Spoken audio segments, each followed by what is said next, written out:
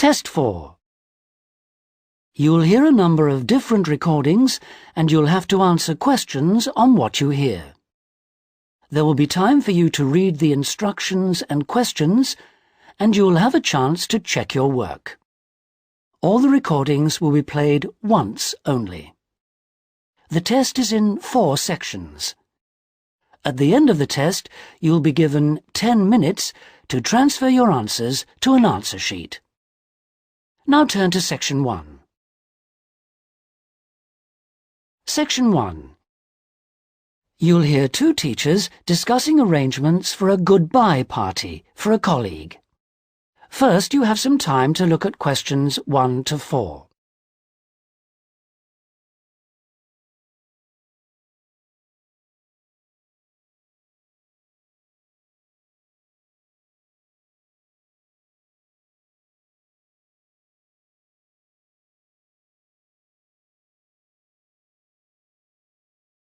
You'll see that there is an example that has been done for you.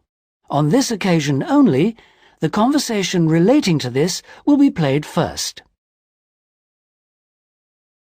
Hi, Tony. Thanks ever so much for coming.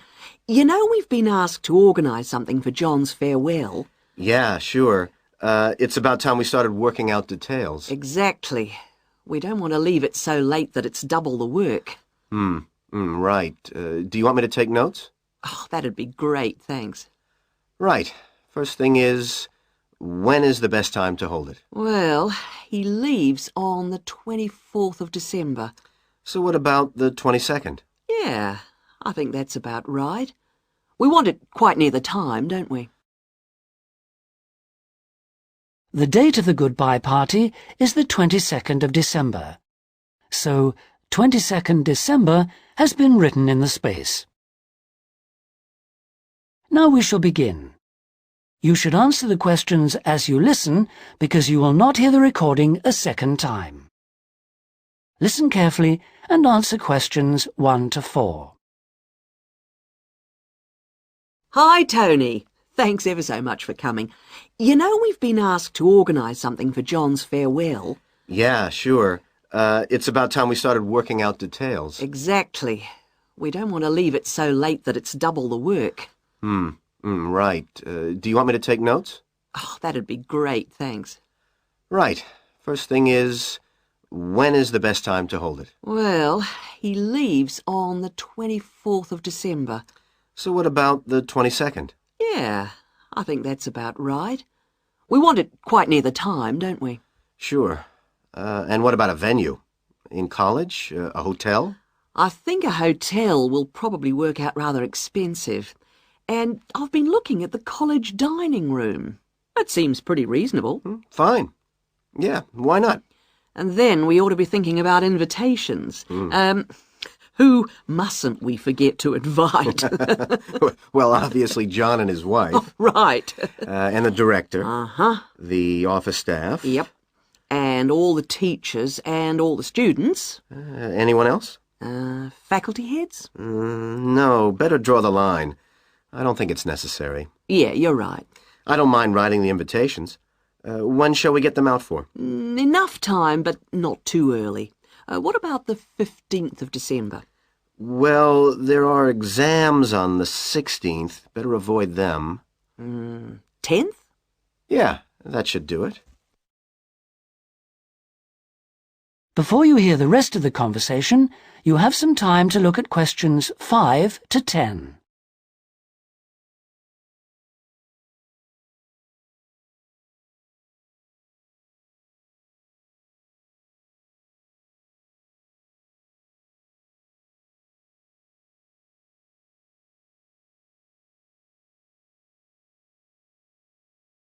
Now listen and answer questions 5 to 10. So, what does that leave? Oh, yes, a present. Would you mind doing that? No, not at all. We usually go round with an envelope during coffee break, don't we? Yeah, coffee break's always the best time, because people have got their money handy. Yeah, exactly. Do we suggest an amount, or does it seem a bit unfair? No, I think people welcome it. We suggested $6 last time. Is that okay? Yeah, plenty, I would have thought, which should leave us with about $90. Have you any ideas for presents? Well, I've been having a little think. I thought, well, he loves music. Yeah, and books. So I thought I'd check on prices for, perhaps CD players? Yeah, that's a good idea. And also I thought maybe, a set of dictionaries. I heard him say he needed a good one. The other thing he was saying last week was that his computer printer had broken. No, I'd be really frightened about getting the wrong type. Okay, yeah. The other thing is something for the home. Jill suggested a coffee maker. Oh, yeah. I'll certainly find out what they cost. Okay. Have you got all that down? Yes. Now, we need to think a little more about the money. I know we've got a set amount from the social fund. Right. What does that cover? It's meant to cover the cost of the room. Yeah. And a certain amount for food. And also drinks? Oh, yeah, certainly. But will it be enough? What we've done in the past is to ask guests to bring some snacks. Right. We don't ask them to bring more drinks because we figure that should come from the social fund. Okay. Anything else for the guests to bring? Well, some music, because there'll be a tape deck there in the room, and we can have some dancing later on. Anything else? Well, it's just a thought, but a couple of years ago we had a really good party where we set up, some simple games. Yeah, great. Wasn't it based on photos from the students and teachers? That's right. So we should ask the guests to bring photos. Okay, I'll put it on the invitations. Now, the last thing is, who shall we ask to do the speech? Don't you think it might be nice to have one of the students? Well, then the student leader? Yeah, much better than the director giving speeches again. Okay, then I'll ask her. Lovely. So, is that all? Looks like it. Great. Oh, thanks ever so much. That is the end of section 1. You now have half a minute to check your answers.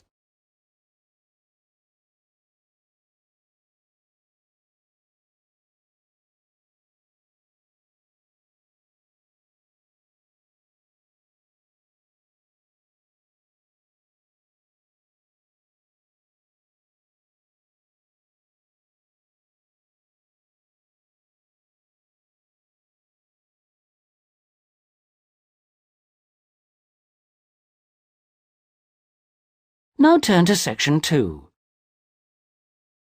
Section 2.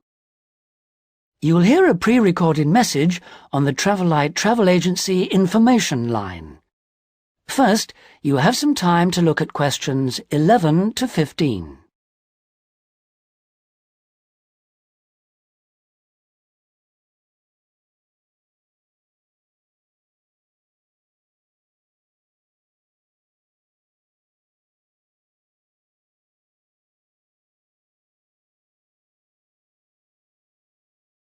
Now listen carefully and answer questions 11 to 15.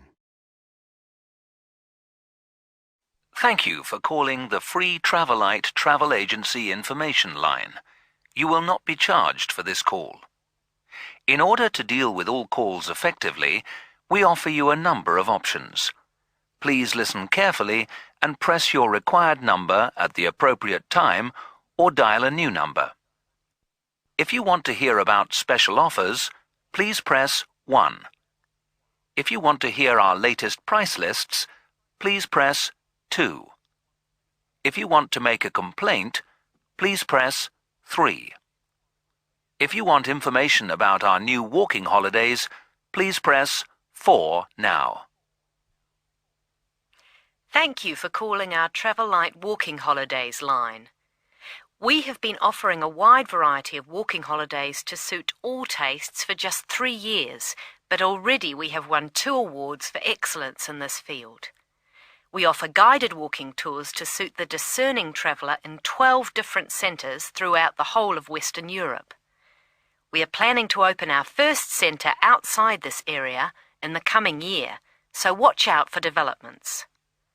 But the pride of Travel Light is the level of guidance and support we offer on our walks. All are planned in detail by our highly trained guides who all work in a variety of different Travel Light locations, so we can guarantee standards. Each day we offer 3 separate walks catering for all skills and fitness levels. We also pride ourselves on our friendly service, particularly important for the increasing numbers of people who choose to holiday alone. Unlike almost all travel operators who happily charge large supplements for single rooms, we guarantee that no single client will pay more, even when only double rooms are available for them. And the day doesn't end with the return to base. After our dinner at communal tables designed to make all our guests feel part of a family atmosphere, entertainment is laid on nearly every night with tour leaders on hand to organise lectures, games, quizzes, and respond to any special request from guests. Before you hear the rest of the message, you have some time to look at questions 16 to 20.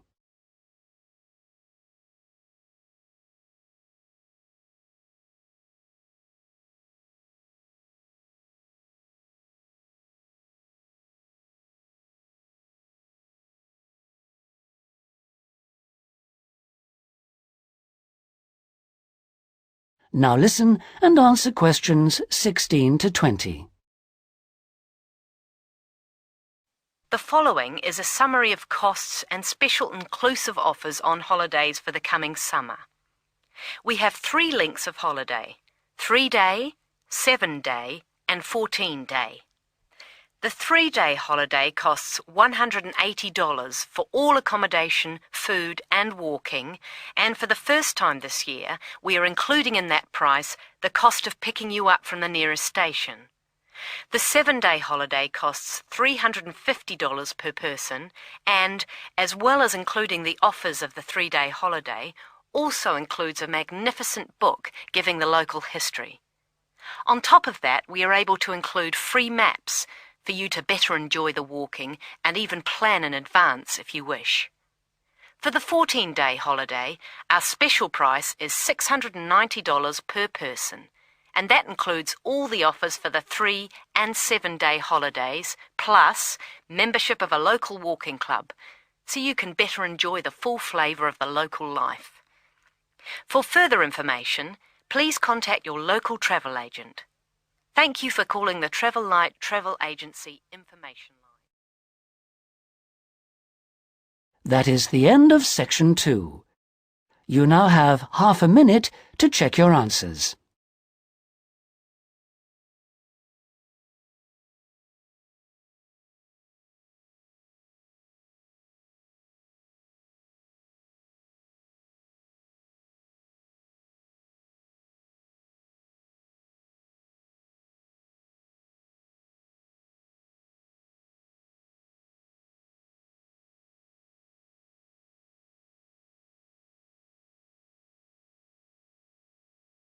Now turn to Section 3. Section 3. You will hear a conversation between 2 students who are studying to be teachers, talking about science experiments. First, you have some time to look at questions 21 to 26.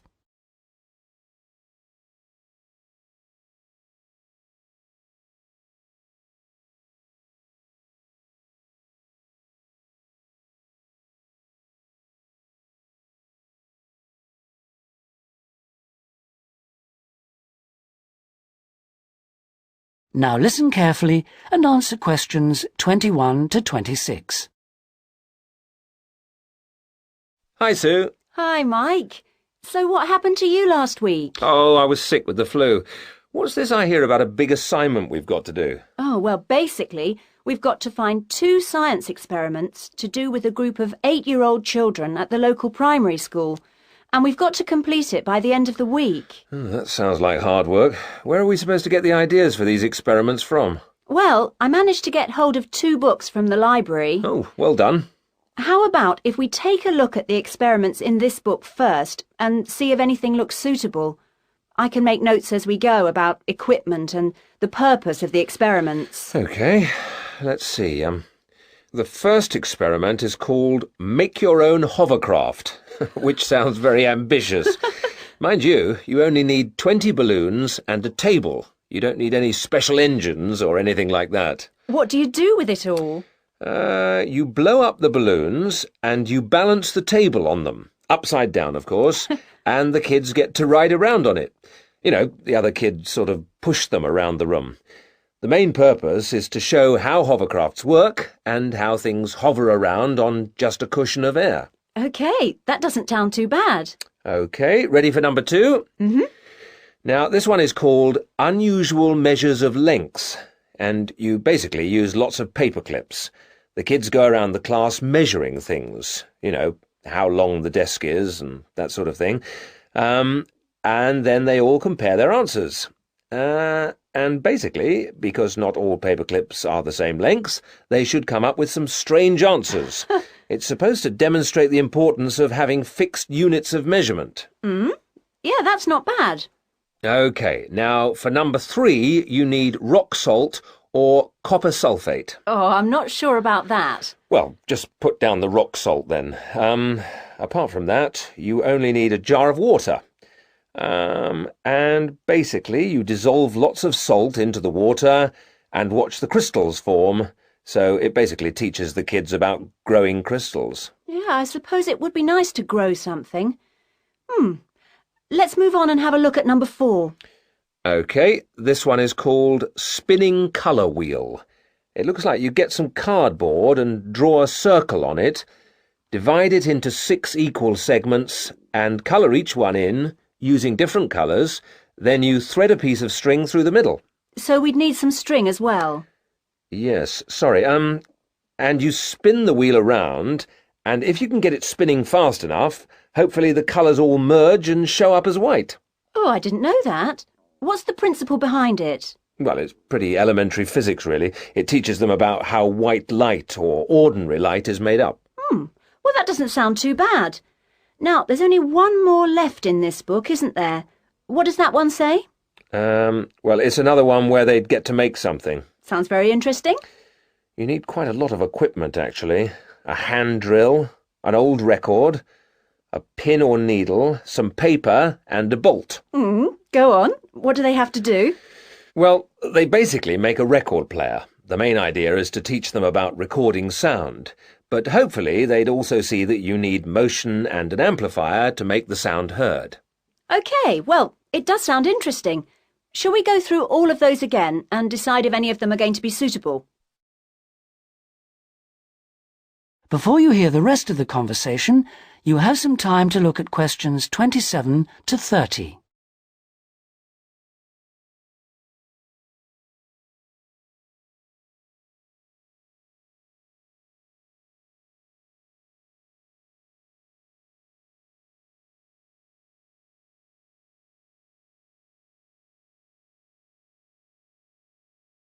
Now listen and answer questions 27 to 30. Right, number 1. I thought this one sounded nice. There'd be lots of activity, and it doesn't need too much in the way of equipment. Yes, that's true, but don't you think it's a bit risky to get a group of 8-year-olds pushing each other around a classroom like that? Well, someone could get hurt. No, I don't like the sound of that one at all. Maybe you're right. What about number 2, with the paper clips?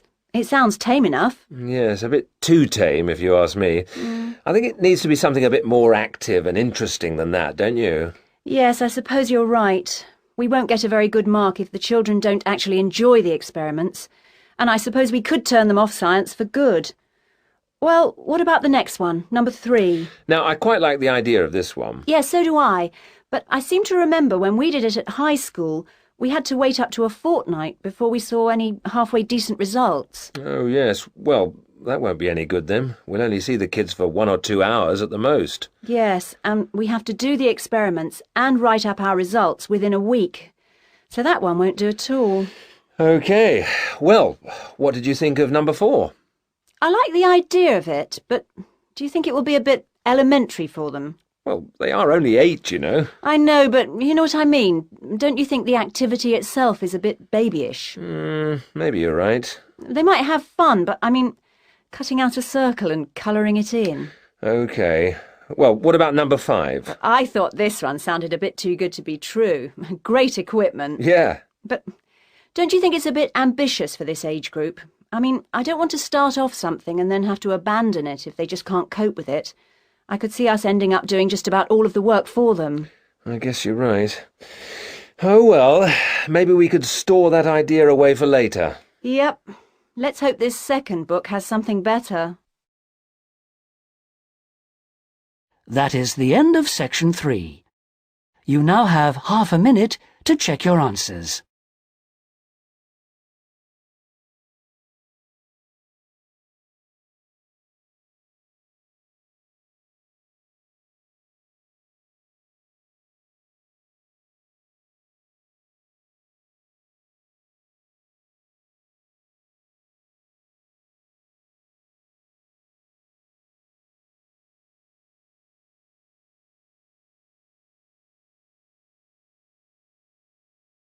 Now turn to section 4. Section 4. You'll hear a lecturer talking about the meshing of sharks in Australia. First, you have some time to look at questions 31 to 40.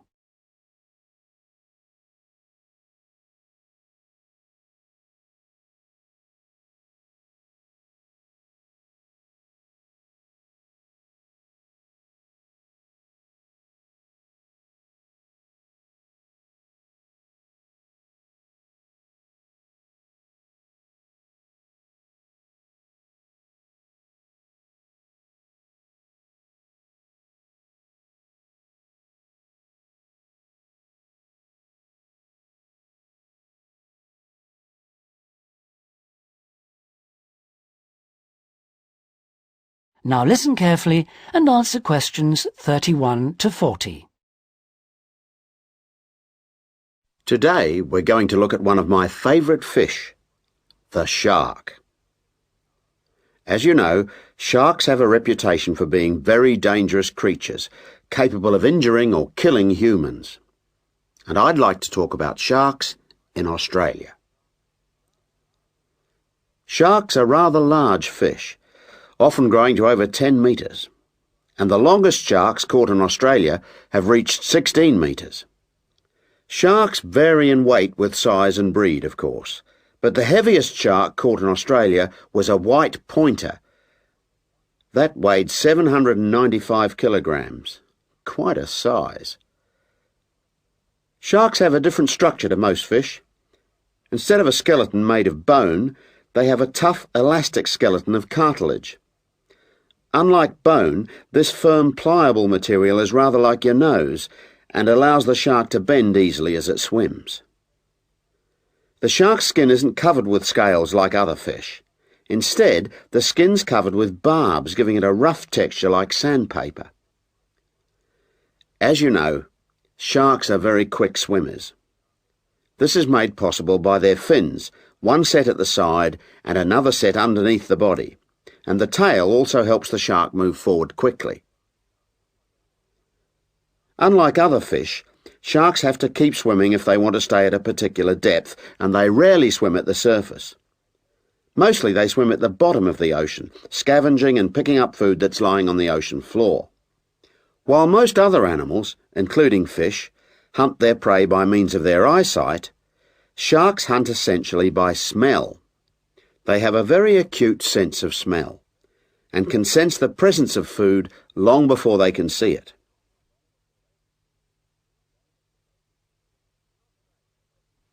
In Australia, where people spend a lot of time at the beach, the government has realised that it must prevent sharks from swimming near its beaches. As a result, they've introduced a beach netting program. Beach netting, or meshing, involves setting large nets parallel to the shore. This means that the nets on New South Wales beaches are set on one day and then lifted and taken out to sea on the next day. When shark netting first began in 1939, only the Sydney metropolitan beaches were meshed. These beaches were chosen because beaches near the city are usually the most crowded with swimmers. 10 years later, in 1949, systematic meshing was extended to include the beaches to the south of Sydney. As a result of the general success of the program in Sydney, shark meshing was introduced to the state of Queensland around 1970. The New Zealand authorities also looked at it, but considered meshing uneconomical, as did Tahiti in the Pacific. At around the same time, South Africa introduced meshing to some of its most popular swimming beaches. When meshing began, approximately 1,500 sharks were caught in the first year. However, this declined in the years that followed, and since that time the average annual catch has been only about 150 a year. The majority of sharks are caught during the warmest months, from November to February, when sharks are most active, and when both the air and the ocean are at their maximum temperature. Despite quite large catches, some people believe that shark meshing is not the best way to catch sharks. It's not that they think sharks are afraid of nets or because they eat holes in them, because neither of these is true. But meshing does appear to be less effective than some other methods, especially when there are big seas with high rolling waves and strong currents, and anything that lets the sand move. The sand that's holding the nets down. When this moves, the nets will also become less effective. That is the end of section 4. You now have half a minute to check your answers.